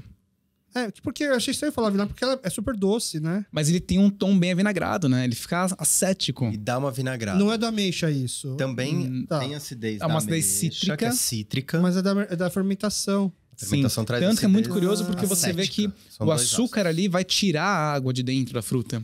Tanto que ele fica super líquido, bem viscoso, porque é muito açúcar, né? Tem um pouco de fermentação acontecendo ali. Então você vê um pouco desse açúcar virar álcool e depois o vinagre, o ácido acético. Então ele é um vinagre naturalmente muito doce, sem adição de açúcar depois que ele avinagrou. Né? E que, nossa, a gente lançou isso recentemente e foi um dos maiores sucessos que a gente teve. Todo mundo querendo fazer. O problema é que demora. Mas a pessoa faz o que com isso? A grande dúvida. Molhos de finalização. Utiliza como se fosse um vinagre. É maravilhoso. E tem essa nota doce também. É maravilhoso. A gente tem em casa, assim, sempre eu uso no lugar do açúcar. Quando eu vou fazer... Pra chá também. Quando eu vou cozinhar, assim, por exemplo... Aqui, comida coreana, o bulgogi, por exemplo, vai açúcar. Sim. Aquela panceta, o cheryupokom, né? Que é a panceta apimentada. Que você corta com tesoura. Que quando você vai fazer um molho de pimenta, assim, o pessoal gosta de botar... suco de pera, eu costumo botar essa base de ameixa, por exemplo. Mas esse seu, ele tem uma acidez presente ou não? Então, pra mim, eu sempre achei doce, mas eu vou ser sincero que eu sempre brinco, né? Eu já contei aqui em outros episódios. Na época que eu trabalhava com cerveja, eu fiz um curso de análise sensorial de cerveja. E eu falei que é a pior coisa que eu fiz na minha vida, porque você começa a achar defeito nas coisas. Sim. E aí, quando eu comecei a gostar muito de café especial, eu também fui fazer um curso de análise sensorial de café com o pessoal do Coffee 1. E aí foi outra segunda pior coisa, que agora qualquer café que você toma parece que é um cinzeiro, né? Então, aí eu aprendi que a única coisa que eu não vou mais fazer na minha vida é curso de análise sensorial de coisas que você gosta. A ignorância é uma bênção, né? Mas aí, nesse curso de análise sensorial do café, eu achei que assim, eu ia chegar arrasando, porque eu já tinha o background da cerveja. Aí que eu percebi que eu não conseguia distinguir nem do ácido do amargo, por exemplo. Que do jeito que aparece numa cerveja, do jeito que aparece num café, é um pouco diferente, né? Sim. E aí eu provavelmente devo ter achado doce, mas devia ter uma acidez bem presente lá. Eu digo porque eu provei alguns industrializados, esse vinagre coreano, que não tinha acidez. Era uma calda super doce. Tipo um licor. Um xarope. Porque não tem álcool. Então nesse caso que a gente fez, Dona Myung falou que realmente chegou no ponto que seria o vinagre, porque ele tem o sabor do vinagre. E também tem uma coisa muito frutada e super doce. Tem esses três componentes ali saltando em níveis iguais. Será que tem ainda pra poder mandar pra ele? Eu acho que eu fui procurar hoje pra trazer em casa, não tem. Então eu tenho escondido. E aí, mas assim, obviamente vocês não vão se contentar só com os kombucha, e vocês devem ter já planos para fazer mais coisas agora na fábrica. A gente tem. A gente não vai nesse momento. Não, a gente tá nos últimos 2 anos, a gente deu uma guinada para as bebidas alcoólicas a partir de frutas brasileiras. Tá. E poucas delas estão previstas na legislação brasileira. Como é o vinho. A gente não pode chamar de vinho um fermentado de acerola. Por que não pode? Na legislação, e até tá certa, tem uma coisa que é a padronização. Tá. As coisas têm nome, então... Né? É bebida alcoólica à base de... vinho é só de uva, essa é a questão. Tá. Mas será que eu não posso dar o nome para um específico de acerola ou uma cidra? Cidra de carambola. Não existe. Que seria maçã e pera, na verdade, cidra. Só maçã. Só maçã. Cidra é só maçã. Se tiver outra fruta, ela é mista. Nem pera. Né? Na Europa tem, chama poiré, né? Perada, sei lá. No Brasil tem perada. Tem perada? Na lei? Tem. Então... mas, por exemplo, o que a gente faz das bebidas gaseificadas de outras frutas, que é um fermentado alcoólico de alguma coisa, a gente está começando a criar esse nome que é borbulhante. Porque espumante também é só de uva, então... Entendi. Mas borbulhante é bem mais legal. Bem mais legal. Aí você já se descola dessa coisa do vinho, o cara não vai procurar uma uva Cabernet Sauvignon no meio, porque não tem. E vai falar, puxa, uma bebida de carambola fermentada e gaseificada. Legal, um borbulhante de fruta. E a legislação brasileira mudou de um tempo para cá em relação à flexibilidade, em relação a aceitar coisas novas? Vem mudando cada vez mais, isso que eu acho muito interessante, né? Essa abertura que a gente teve, por exemplo, a poder escrever a PIC da kombucha no Brasil, é uma coisa muito nova, né? A lei de bebidas do Brasil, a base dela inteira ainda é de 1960 e poucos, né? Ou seja, muito antiga, e ela vem importada da americana. Então, se você pega, por exemplo, a definição do que é um vermute, o vermute vai ser um vinho com uva de mesa, que são as uvas de sobremesa que a gente compra, né? E tem que ter losna, artemisia, como principal botânico de tempero. Mas não é um botânico fácil de achar aqui. Exato, não é brasileiro. Sendo que você tem outros botânicos de amargor que poderiam suprir esse papel. Como então, jurubeba, catuaba, né? Que é o que a gente faz aqui, por exemplo. Nesse vermut aqui, esse foi o primeiro que a gente fez. A gente não quis se descolar muito. Que foi com vinho de uva Bordeaux. Mas os botânicos que a gente colocou de tempero, né? Vermute é um vinho temperado, né? Fortificado. Ele tem um teor alcoólico mais alto, que você adiciona álcool, e você tempera esse vinho com botânicos da sua região. Pelo menos é assim a teoria na Argentina, na Espanha, em cada país vai ter a sua composição. E nem todos eles levam a Artemisia como principal botânico, né?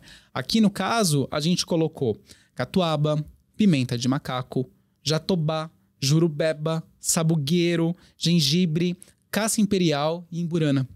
Mas aí quando você vai formar essa receita, você lista tudo que você quer botar e aí você vai botando? Ou...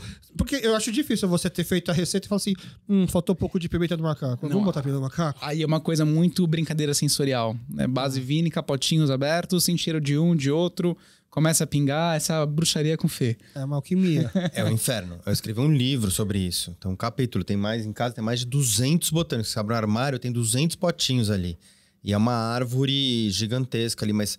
Realmente, quando você aprende essa coisa da roda, dos aromas, né? Quando você vai estudar, você entende e quando você começa a criar intimidade com esses botânicos, você pensa, tá, o que tá faltando aqui? E é uma das brincadeiras que a gente faz em casa, a gente tem 2 suqueiras onde a gente mistura os vinhos que sobram, ou outros fermentados de frutas, e depois eu falando, né, o que é uma roda de sabor? Você tem ali, por exemplo, os gostos principais, né?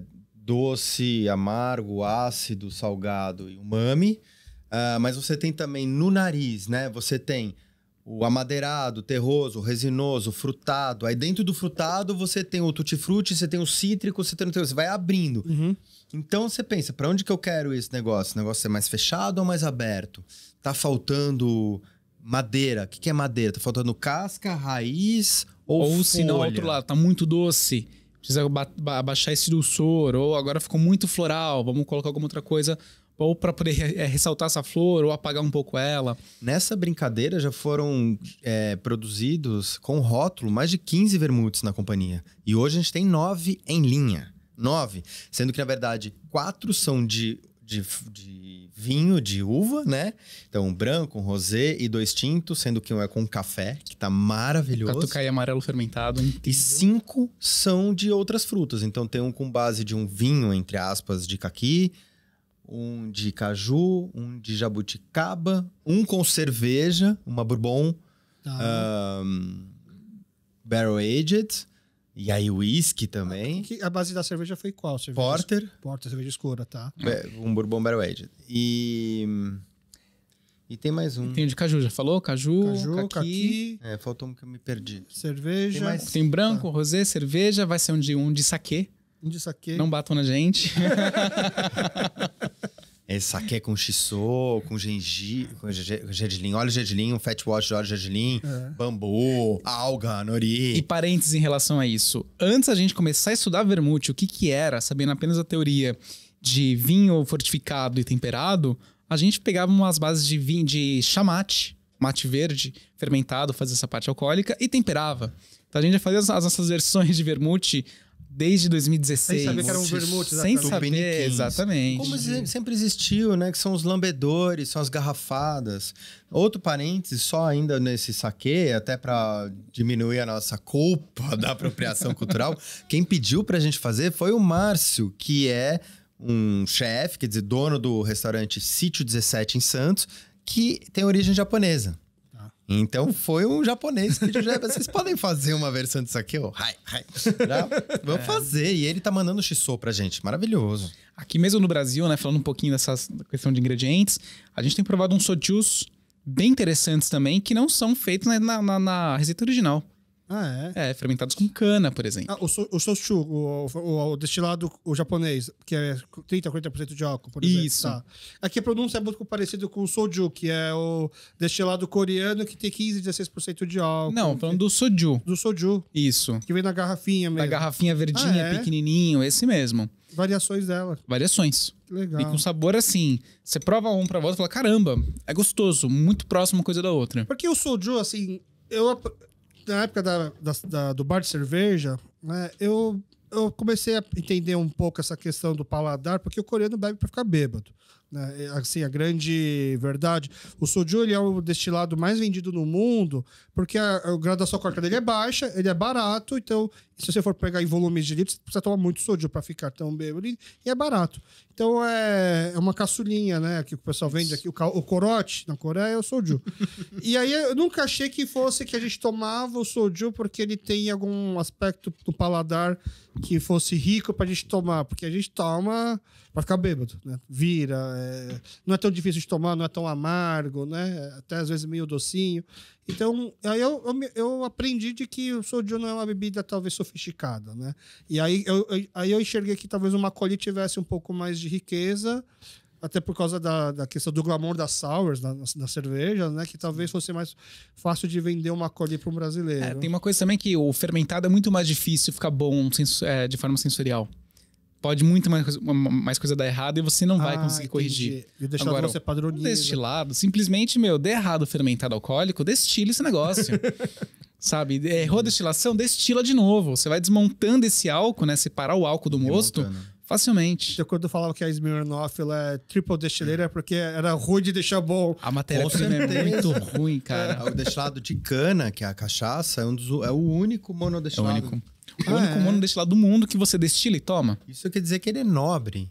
Não tem um monte porque a matéria-prima é muito nobre. Né? Quanto mais você tem que destilar, porque pior a tua fonte. Entendi, né? Mais álcoois ruins você tem no meio. Então você vai destilando para ir separando. Purinho, uma vodka pura, legal, não tem nada de interessante aí. Vai ficar bêbado, então. Põe no carro que anda, é melhor. Legal. Então, bom, as pessoas, vocês ainda são porta de entrada de muitas coisas que as pessoas não conheciam em termos de fermentados. Sim. Né? Então, vocês, como bons vendedores, né, conseguiram ajudar a espalhar essa indústria do kombucha, que hoje você consegue achar em qualquer mercadinho, né, que era difícil. Mercadinho, vai. Quando eu falo mercadinho, quer dizer que todas as grandes redes, na verdade. Eu tô chamando um grande supermercado que é difícil entrar um produto muito diferente. É diferente, se não tem 50 lojas, é o mercadinho. Não, mas eu digo quando vai esses minutos Pão de Açúcar. Se tá no Minuto Pão de Açúcar é porque popularizou, na minha opinião, sim, né? Sim. Porque já tá meio pulverizado. E vocês conseguiram fazer isso com kombucha. E aí com seus outros fermentados, por exemplo, o vermute é uma bebida assim, até que recente esse glamour, essa procura por trás dela, né? Sim. Teve algum fermentado que você falou assim, putz, isso aqui foi difícil dessas pessoas entenderem que é toda a riqueza que tem por trás dele? Você chutaria algum, assim, que vocês... Tudo que a gente faz no nosso dia a dia até hoje. E vocês não têm essa preguiça de ficar ensinando as pessoas? Assim? Quando eu tinha bar de cerveja, eu morria de preguiça de ficar explicando que não se toma trincando, que o colorinho faz parte, que não é tão amargo, que não é tão azedo. Tanto que depois que eu fechar o bar, eu não quero trabalhar com nada que tenha que ensinar o público como se consome. A gente, uma hora, assim, começou da preguiça recentemente. Então, o que a gente tem feito é mais provocar as pessoas a experimentar. Assim, antes de eu te explicar que isso aqui é um fermentado, o XPT é a prova. Mais vale um gole do que 1000 palavras. O cara fala, caramba, isso aqui é muito bom, o que é isso? Aí fala, então tá bom, você quer ouvir? Você tá com tempo? Pega mais uma garrafa, então que a gente começa a conversar. E começa assim, uma né? Boa tática. Mas mesmo assim, tem o pessoal que tem paladar infantil que não entende toda essa riqueza que tem aqui e tá podre. Então assim, tudo bem. Continua lá provando, se abra aos pouquinhos para poder provar uma coisa, comece a colocar menos açúcar no suco de limão e de laranja, uma hora você vai conseguir chegar no teu paladar que aceite uma coisa um pouco mais orgânica, digamos assim. Entendi. E você também foi pegar por essa preguiça já? Você é o cara que escreve os livros. Eu sou tão apaixonado pelo negócio, eu gosto de parar e explicar, mas é algo que você tá falando. E que o Léo falou também. Você tem que sentir se a pessoa tem interesse. Eu não vou catequizar ninguém. Eu tenho pena e às vezes até desespero de ver as culturas perdendo. O Brasil não investe muito pouco em gastronomia brasileira. Quando você fala em Coreia, você pensa em kimchi. Entre outras coisas, séries e tudo mais. Tem muito investimento em cultura. Gastronomia é cultura. Você pensa no Peru... ou no Chile, até tem uma briga, você vai na gastronomia, você logo vem ceviche. No Brasil, fora do Brasil, se perguntar uma pessoa de comida brasileira, é samba. Samba, não tem. Carnaval. Nem o Brasil não investe e a gente está perdendo a sabedoria da culinária indígena. né? Que a gente nem sabe, por exemplo, moqueca é uma palavra indígena. A gente se alimenta, claro, de tapioca e de açaí, mas mesmo esses super alimentos... Guaraná, toma Guaraná. E Guaraná, boa. Mas esse, então, já virou um ultraprocessado. Mas mesmo esses dois, a gente sempre teve vergonha. Assim como o coreano tinha vergonha, né? Tem ainda muita gente vergonha de uma cultura que é riquíssima. A gente tem vergonha da cultura indígena. Esses dois, tapioca ou açaí, a gente passou falando, não, a gente come aqui, quando foi para os Estados Unidos e passou na TV em série como uma superfood, né? Um negócio que faz super bem. A gente sempre comeu. Mas a verdade é que a gente tem a síndrome do vira-lata. A gente acha que é bom o que vem de fora. Isso acontece com vermute. Entendi. Então, acho que a grande motivação nossa é manter essas culturas acesas. A legislação brasileira... No seu segundo livro você fala bastante isso, né? No Açúcar, Álcool e Vinagre, você tem uns capítulos sobre o sabor, nessa questão também. O gosto. E recentemente você escreveu um texto sobre isso também, não foi? Que é um texto brabo, quem quiser ler, que chama Cauim e Etnocídio. Cauim é uma categoria de bebidas alcoólicas que eram consumidas nesse lugar que é o que a gente chama hoje de Brasil, na América inteira, na América do Sul, né? Cuja base de carboidrato são as raízes. Mandioca, batata doce, ou mesmo os cereais daqui, milho, que faz a chicha. A chicha, o caxiri, cauim, pajuaru, tantos nomes, caiçuma, tarubá, nenhum deles está presente na legislação brasileira. A legislação brasileira não reconhece isso como bebida. Cauim vira o nome de cerveja. Da Colorado.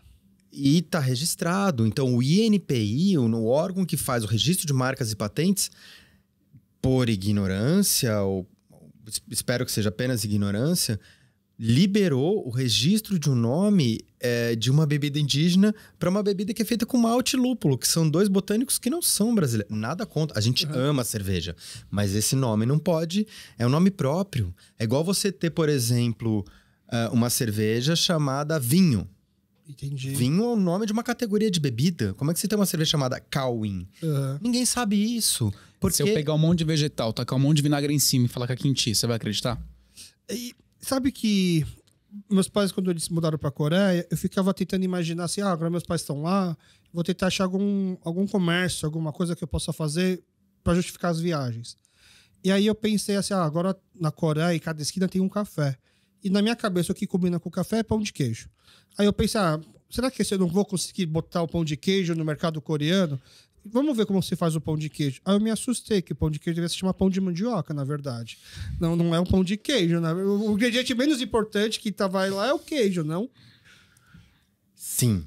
E principalmente que é o polvilho azedo, que faz umami e tudo mais. E aí, como que você vai traduzir pão de queijo para fora? Me incomodava, né? Porque aí você vai pensar, eu vou vender pão de queijo aqui na Coreia. E como eu já sofri em relação a essas perdas dos nomes do coreano para o português, eu queria trazer uma tradução do pão de queijo que não fosse cheese bread, por exemplo, entendeu? Mas que pudesse ficar lá, pudesse ter uma cara de que é um produto brasileiro, né? E eu parei no nome, não consegui achar o nome. Aí eu comecei a entender, poxa, por que a gente não... Acho que se vendesse como se fosse um pão de polvilho azedo. E o que é polvilho azedo? Veio da mandioca. E seria não tem glúten. Seria tão mais rico, mais fácil de vender, talvez, não? Não, mais difícil. Agora eu entendi, né? É o fato de você ter que explicar pra pessoa o que é. É difícil mesmo. E assim, o pão de queijo, acho que esse nome se mantém só até hoje, porque na fermentação do polvilho azedo, tem muita nota de queijo, né? Tem muito cheiro. A gente faz rosti de puba, que as pessoas acham que tem provolone. A puba mandioca fermentada é sem isso. Sem queijo nenhum.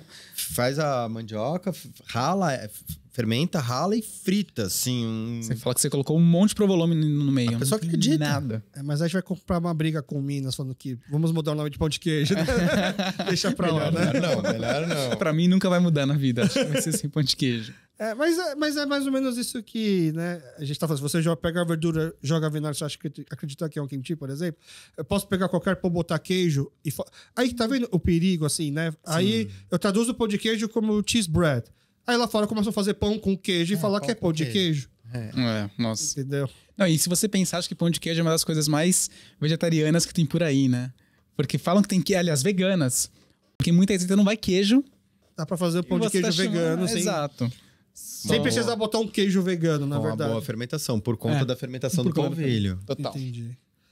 Bom, a gente vai começar agora a parte de chorar. É melhor a gente parar antes.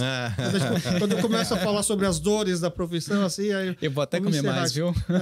Bom, a gente pode encerrar comendo. Eu vou encerrando o podcast por aqui.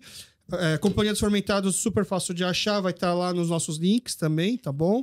Mas eu queria agradecer vocês terem vindo até aqui a Coreia, que para quem não consuma frequenta Botinha, às vezes é um parto chegar até aqui, né? Vocês estão em Barueri, na verdade, a fábrica, né? Sim. Vocês vieram de lá hoje, não? Cada um veio de um outro canto? A gente mora em Pinheiros, a gente veio de metrô. Mais fácil. Do Largo da Batata pra cá. Então não foi um... 10 minutos. Muito fácil chegar no Bom Retiro. Acho que tem excelentes restaurantes. E, ó, fica a dica, seguidores que chegaram pela gente, assim, vou lá comer um churrasquinho coreano porque é o único prato. Vai até a 3ª página do cardápio. Se arrisca a conhecer as coisas. Fica a dica de verdade. Vocês vão conhecer coisas maravilhosas. É impressionante. Então, mais uma vez, fica aqui então, o agradecimento por terem vindo. Já sabe onde é, portas abertas. Quando vocês tiverem que vir para o Bom Retiro, gastar o cupom, vir comer, dar um toque, que eu tô aqui quase todo dia. Venho aqui, que tiver novidades, quiserem divulgar coisas também, Estúdios aqui tá de portas abertas para vocês, tá bom? Muito obrigado, Muito Alex. obrigado. Prazer. E muito obrigado para você que ficou aqui com a gente até o final. Nos encontramos no próximo episódio de Pamogo Só. Valeu!